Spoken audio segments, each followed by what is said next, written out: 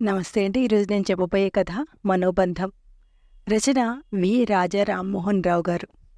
మీరు కనుక మా ఛానల్ని మొదటిసారిగా చూస్తున్న వారైతే సబ్స్క్రైబ్ చేసుకోండి. కథ నచ్చితే లైక్ చేసి బెల్ ఐకాన్ ప్రెస్ చేయండి. నోటిఫికేషన్స్ అన్నీ మీకు అందుతుండడం వలన ఏ వీడియోను మిస్ కాకుండా వినవచ్చు. మీ అభిప్రాయాన్ని కామెంట్ రూపంలో షేర్ చేసుకోండి. ఇక కథలోకి వెళ్దామా? అతడిది ఆమెది ఒకే ఆఫీసు. అతడికి పెళ్ళయిందని తెలిసినా సహజీవనం చేసిందామె. అతడి కుటుంబానికి ఏమాత్రం ఇబ్బంది రానియనని ప్రమాణం చేసింది. అన్నట్లుగానే ఎన్నో ఏళ్లు వారి సహజీవనం సాఫీగా సాగింది. ఉన్నట్టుండి అతడికి ప్రమోషన్, అమెరికాకు బదిలీ. ఆ తర్వాతే సీన్ రివర్స్ అయింది. ఆ తర్వాత 1-2 సార్లు వచ్చిన రాకపోకలు నిలిచిపోయాయి. అతడి నుంచి ఫోన్ కాల్స్ కూడా ఆగిపోయాయి. కానీ ఆమె మాత్రం అతడి కోసమే ఎదురుచూస్తూ ఉండిపోయింది. చాలా ఏళ్ల తర్వాత సడన్గా అతడి నుంచి ఫోన్ కాల్. ప్రియుడు చెప్పింది విని అది అనైతికం అనుకోలేదు అప్పుడు, ఇప్పుడు అనుకోవటం లేదు. తొలిసారి అతనితో కలయిక ఒక ఆపుకోలేని ఉద్రేకం, ఏదో నియంత్రించుకోలేని ఆకర్షణ. నాకు ఎవరూ లేరు, ఏ బంధనాలు లేవు. కానీ అతని విషయం అలా కాదు. పెళ్ళి అయింది, భార్య ఉంది. మొదటి కలయిక తర్వాత ఇద్దరం కలిసి నిర్ణయించుకున్నాము, తామిద్దరి సంబంధం ఏ రకంగానూ అతని కుటుంబానికి ఇబ్బంది కాకూడదని. అలాగే రోజులు గడుపుతూ వచ్చాము. గడిచాయి కూడా. ఇద్దరిది ఒకే ఆఫీసు, అందువల్ల కొంత అనుకూలత ఏర్పడింది. ఇద్దరు కలిసి మాట్లాడుకున్న, తిరిగినా, షికార్లు చేసిన కొలీగ్స్ అనే కవచం బాగా ఉపయోగపడింది. అయితే అలాంటి అవకాశం ఉందని, ఎవరైనా అడిగినా ఒకే ఆఫీసులో పనిచేస్తున్నాం అనే వంక చెప్పొచ్చు అని ఆ పేరుతో మేం ఇష్టం వచ్చినట్టు చెడ తిరగలేదు. ఎంతో జాగ్రత్తగానే గడిపాం. అలా అని ఇద్దరి సంతోషానికి ఇబ్బంది ఏమీ కలగలేదు. తన పేరు రామారావు, అయినా రాము అని పిలిచేదాన్ని. సుజాత అని పూర్తి పేరుతో పిలవకుండా తను కూడా సుజా అని అనేవాడు. పరాయి సంబంధం అన్నాక ఏదో ఒక రకంగా తేడా రావటానికి అవకాశం ఎక్కువ. ఈగోలు, ఇష్యూలు వస్తాయి. కానీ ఈ మధ్య అలాంటివేమీ రాలేదు. వాళ్ల కుటుంబమే ముందు అనేదే కాదు.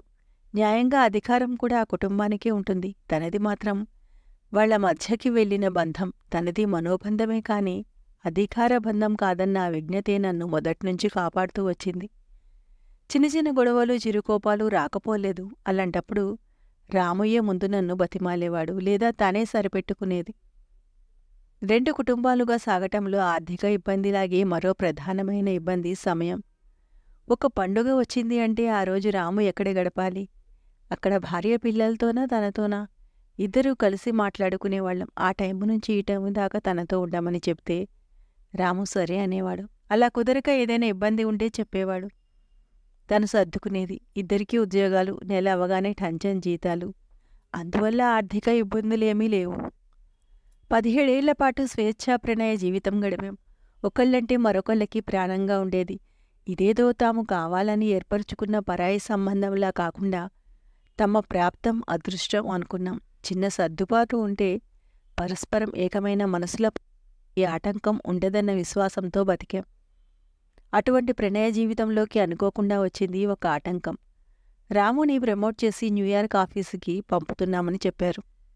ఒక్కసారిగా 3 పెరుగుతున్న జీతం, అంతేకాక అదనంగా మరెన్నో ఫెర్క్స్. అన్ని రకాలుగా మంచి అవకాశం. కానీ ఉన్నది ఒకే ఒక్క ఆటంకం. అది తమ ఇద్దరి మధ్య ఎడబాటు. నిజానికి రాముని పంపించాలని లేదు, కానీ కాదనలేని పరిస్థితి. కొన్నాళ్ళు ఉండి వెనక్కి వచ్చేస్తాను, ఇది మంచి అవకాశం. అదిగాక మా ఆవిడతో నేను వెళ్ళదలుచుకోలేదు. చెప్పాలంటే ఏ వంక చెప్పాలి అన్నాడు. ఆ విషయం మీద ఎన్ని రకాలుగా చర్చించినా గానీ చివరకు రాము కుటుంబంతో సహా అమెరికా వెళ్ళిపోయాడు. తను మాత్రమే ఒంటరిగా మిగిలిపోయింది. ఒక్కసారిగా జీవితం తలకిందులన్నట్టయిపోయింది. ఎంతో ఉదాసీనంగా, అనాసక్తంగా మారిపోయింది కాలం. వెళ్ళిన కొత్తలో రాము రోజు తనతో మాట్లాడేవాడు, ఎంతగానో ఓదార్చేవాడు. మొదటి 6 నెలల్లోనే ఒకసారి వచ్చి వారం రోజులు ఉండి కలిసి గడిపాడు. పోనీలే, ఆ మాత్రం జీవితమే చాలులే అనుకుంది తను. కానీ ఆ తర్వాత అలా కూడా సాగలేదు. రోజూ మాట్లాడటం పోయి అది వారానికి 1-2 సార్లుగా మారింది. ఈసారి 2 ఏళ్లైనా రాలేదు. కారణం పని ఒత్తిడి, వీలు కుదరకపోవటం. 100కి 100 పాళ్ళు అవే సరైన కారణాలు కాదని తనకి తెలుసు. వయసు, మార్పు, ఇదివరకు ఉన్నంతటి ఆసక్తి లేకపోవటం, ఇంకా పరోక్షంగా చాలా కారణాలు. అక్కడ ఎంతో కొంత సంతృప్తి కాలం గడిచిపోతోంది రాముకి. కుటుంబం తనతోనే ఉంది. ఒంటరితనం లేదు. సంపాదన బాగా పెరిగింది. డబ్బు రుచి చూస్తున్నాడు. డబ్బుని, సమయాన్ని ఇండియా వచ్చి ఖర్చు చేయటం ఎందుకులే అన్న ఉదాసీనత కొంత, మరికొంత నిర్లక్ష్యం. అమెరికా వెళ్లిన 15 ఏళ్లలో క్రమేపీ చాప కింద నీరులో రాములో వచ్చిన మార్పు ఇది. ఇప్పుడు తనేం చేయగలదు? తమ మధ్య బంధం ఉన్నట్టా, అంతరించిపోయినట్టా? ఇది సమాధానం సరిగ్గా దొరకని ప్రశ్న. ఇప్పుడు తను రాముకి అంత ప్రాధాన్యం కాదు, కాని తనకి అతను ప్రాణసమం. ఇది నోటిమాట కాదు, తన అంతరాత్మ మనసా వాచా తను విశ్వసించే నిజం. అతనితోటే తనకి జీవితం. అసలు తన జీవితమే విచిత్రం. అనాథాశ్రమంలో పెరిగింది. డిగ్రీలోకి వచ్చే వరకు అదే తన ఇల్లు. వాళ్లే తన వాళ్లుగా బతికింది. అప్పుడు అకస్మాత్తుగా జీవితం మలుపు తిరిగింది. రామలక్ష్మమ్మ గారు వచ్చి అదే ఆశ్రమంలో చేరింది. ఆమెది 80 దాటిన వయసు.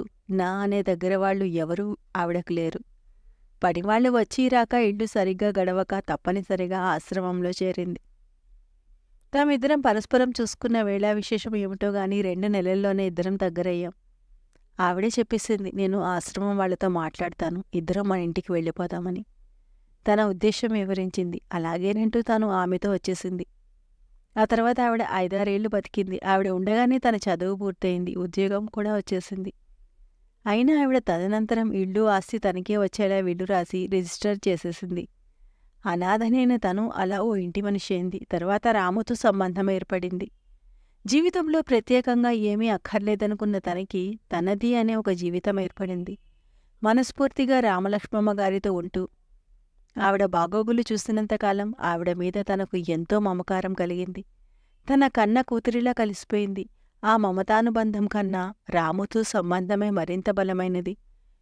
పోల్చి చెప్పాల్సి వస్తే రామలక్ష్మమ్మ గారి కంటే రామునే తనకి మరికొంచెం ఎక్కువ. అందుకే ప్రాణ సమానం అన్నమాట. ఎందుకంటే రామలక్ష్మమ్మ గారితో బంధం, సేవాబంధం ఉన్నాయి. రాముతో ఉన్న సంబంధంలో నాది అనే భావన, నా అనే అంశం ఉన్నాయి. మా ఇద్దరి మధ్య ఉన్నది అటువంటి బలమైన బంధం. మా మధ్య భౌతికంగా కొన్ని వేల మైళ్ళ దూరం ఉన్నాగాని ఈ 15 ఏళ్లలో మా మానసిక అనుబంధం కూడా ఇంత విలువ లేకుండా మారిపోవటం ఎంత దారుణం. బయట నుంచి చూసేవాళ్ళకి ఈ దోషమంతా రాముదే, అతను అంత నిర్లక్ష్యంగా మారిపోకుండా ఉండాల్సింది అనిపిస్తుంది.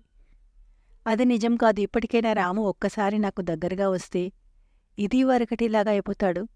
నాతో అలాగే మమేకమైపోతాడు. ఆ నమ్మకం నాకు నిండుగా ఉంది. పరోక్ష శక్తుల ప్రాబల్యం ఇది. ఇది కేవలం వ్యక్తి దోషమా అంటే అది పూర్తిగా నిజం కాదు. అలా అని అందులో నిజం లేకపోలేదు. దగ్గరతనాన్ని రకరకాలుగా దూరం చేస్తున్న అంశాలు, మనిషిలో చైతన్యాన్ని, మృదుత్వాన్ని జడంగా, నిర్లిప్తంగా మారుస్తున్న కారణాలు ఎన్నో ఉన్నాయి. ఎవరికి వారే చాలా అబద్ధాల్ని నిజాలుగా నమ్మటం అలవాటు చేసుకుంటున్న మాయదారి కాలం ఇది. ఎన్నో మాటలు అక్కర్లేదు. రాము నన్ను మరచిపోలేదు, మరచిపోలేడు కూడా. కాని ఎక్కువగా గుర్తు రాకుండా ఉండటం కోసం ప్రయత్నిస్తూ మిగిలిన ఇతర విషయాల్లో మునిగిపోతుండవచ్చు. ఆ పరాయి దేశంలో అలా బతకడం సబబే అన్న మనోస్థితిలో ఉండొచ్చు.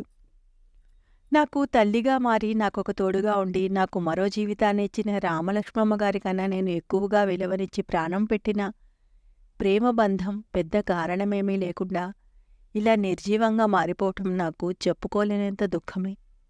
రాము పెద్దగా ఏం చేయక్కర్లేదు. వారానికి ఒక 2 సార్లు నన్ను పలకరిస్తే చాలు. ఆప్యాయంగా నువ్వెలా ఉన్నావు అని అడిగితే చాలు. ఇప్పుడు కాకపోయినా ఎప్పటికైనా వస్తాను, వచ్చినప్పుడు నీకు కనిపిస్తాను, నీకు దగ్గరగానే ఉంటాను, ఎప్పటికీ నీకు నేను దగ్గరవాణ్ణి అని అంటే చాలు. నా మనోబంధం కలకాలం బతికే ఉంటుంది. నాలో కొత్త జీవం కదిలాడుతుంది. సృష్టి అయాచితంగా ప్రసాదించిన బంధం మాది. దాన్ని బతికించి ఉంచుకుంటేనే జీవితం బావుంటుంది. 2 శరీరాలు కాదు, 2 మనసులు ప్రధానం. ఎన్నో రకాల ఒత్తిళ్లు, ప్రభావాలు ఉండొచ్చు, కాని విడిపోలేని ఇద్దరి భావబంధాలు ప్రధానం. రాము రాక కోసం ఎదురుచూస్తూనే బతుకుతాను. ఇలా ఎదురుచూడటం ఎంతో పెద్ద బరువు. నేనే కాదు, నాలాంటి వాళ్ళు, అంటే ప్రియురాళ్లే కాదు, తల్లిదండ్రులు, రక్త సంబంధం ఉన్నవాళ్లు, లేనివాళ్లు, దగ్గరవాళ్లు, ఇలాంటి నిరీక్షణలో లక్షల మంది ఉంటారనిపిస్తోంది నాకు. పరాయి దేశపు వలస జీవితం ఉక్కిరిబిక్కిరి చేసి ఎన్నో బరువుని నెత్తికి ఎత్తొచ్చు. అయినా ఇక్కడ మేం భరిస్తున్న ఈ బరువుని వాళ్లని కద్దిలిస్తుందన్న ఆశ. రాము మీద నాకేమీ చట్టబద్ధమైన సాంఘికపరమైన అధికారం లేదని తెలుసు. ఆ అస్త్రాతో పోరాడే శక్తి నాకు లేదు. అయినా దాన్ని మించిన మనసులో మమకారం ఉంది. ఈ దూరం 2 దేశాల మధ్య భౌతిక దూరం కాదు. ఆలోచనలో, అనురాగ వ్యక్తీకరణలో, మనసు పెట్టడంలో ఉన్న దూరం. నా ఆశ నిరాశ కాలేదు. నా నిరీక్షణ ఫలించింది. మానవ సహజమైన అనుబంధ బలం రాముని కుదిపేసినట్టుంది. ఫోన్ చేశాడు. అంతేకాదు త్వరలోనే నా కోసం వస్తానన్నాడు. తేడా మాత్రం ఒకటే. మా ఇద్దరి శరీరాల్లో ఇప్పుడు వార్ధక్యం నిండుగా ఉంది. రాముకి 78 ఏళ్ళు, నాకు 75. అయినా పర్వాలేదు, మనసులు పసిగానే ఉన్నాయి. పరస్పరం కళ్ళబడితే స్పందించే స్థాయిలోనే ఉన్నాయి. ఈ జీవితానికి ఆ తృప్తి కన్నా ఇంకేం కావాలి? రాము తన అలక్ష్యంతో చాలా చాలా ఏళ్ల జీవితాన్ని ఎడారిలా చేశాడన్న బాధ మనస్సులో కలుక్కుమంటున్నా. ఇంతేనండి కథ. కథ నచ్చితే లైక్ చేసి సబ్స్క్రైబ్ చేసుకోండి. ఇటువంటి మరిన్ని మంచి మంచి కథలను వినండి.